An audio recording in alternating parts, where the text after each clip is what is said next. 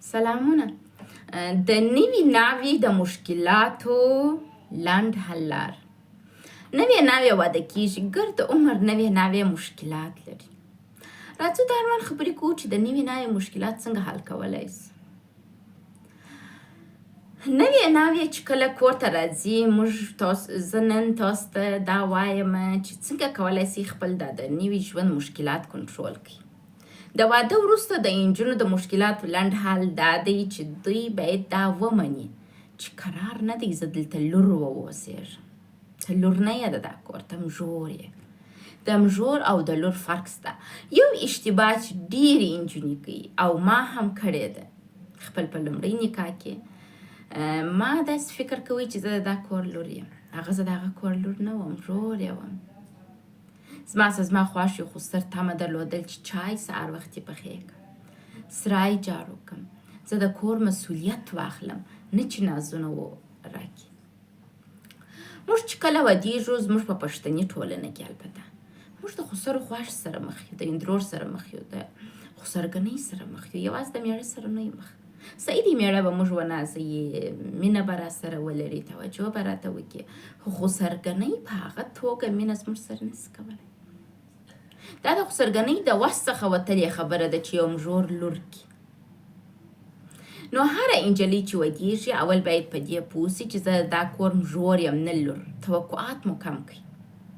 که نوې ناوې خپل توقع کم کړي، که نوې ناوې د دې تمه ونه لري چې زه دا کور لور سم، زه باور در کوم چې تاسو به په رواني ستونزو اخته نه سئ.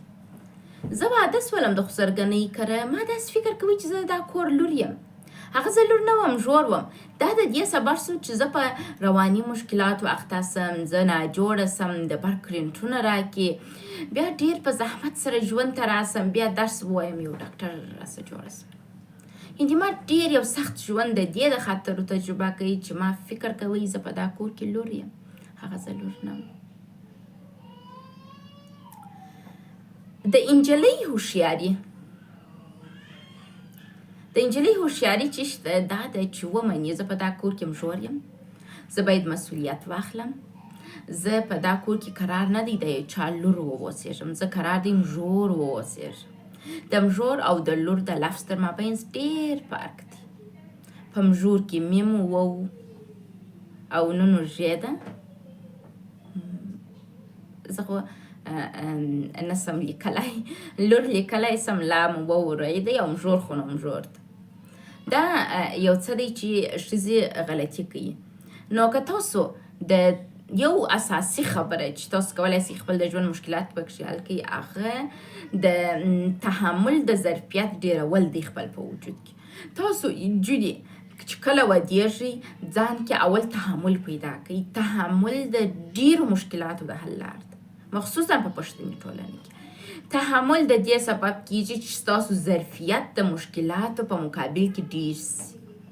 نو بیا تاسو څه کوئ؟ توقع هم ډېره نه کوئ، د خسرګنۍ څخه د مور او د پلار تمه نه کوئ، او تاسو به یو نورماله ژوند مخ ته وړئ.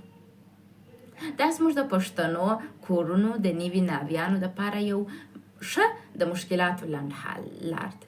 ګورئ، تاسو نجونې چې ودېږئ، ستاسو میړه ته دا وس نه لري چې تا په جلا کور کې کښېنوي، جلا دې حمایت کړي. ته مجبوره یې په دا کور کې کښېنې. نو که غواړې دا کور به ځان ته دوژخ کړې، تمې او توقع ولره د ځان د هغو لور ګڼه. او که چیرې ځان غواړې خوشحاله کړې، ښه ژوند ولرې، دا ومنه چې زه مژور یم، لور نه یم. د تحمل ظرفیت دې لوړ کړه، تحمل ولره، برداشت ولره، نو داسې ژوند تېرېږي. کنې ژوند په پښتني ټولنه کې ډېر سخت دی. مننه.